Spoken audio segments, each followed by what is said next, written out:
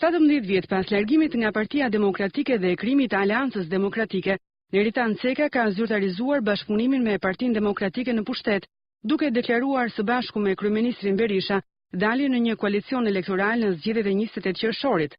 Takimi mes dy politikanëve diku rival të fortë me njëri tjetrin u zhvillua në zyrën e kryeministrit Berisha. Rivaliteti me të cilin nisi për zotin Ceka në takimin me Ramiz Alinë në Senjëshin dhe kulmoi në vitin 97 kur Neritan Ceka u vu në krye të revoltës armatosur kundër presidentit Berisha dhe me ngjarjet e vitit 98 me vrasjen e Azem Hajdarit kur ai ishte ministër i brendshëm.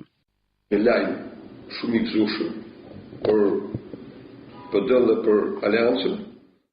Me këtë deklarat, Neritan Ceka, i cili para pak kohësh mori me votat e demokratëve postin e nënkryetarit të parlamentit, natyrisht i ka dhënë fund dhe luhatjeve të tij të para disa muajve, kur prishi aleancën me socialistët e Edi Ramës dhe nisi bashkëpunimin publik me Lëvizjen Socialiste për Integrim të Ilir Metës. Kështu që dhe besoj që është një lajm i mirë edhe për Aleancën të marrë pozicione përfundimtar edhe të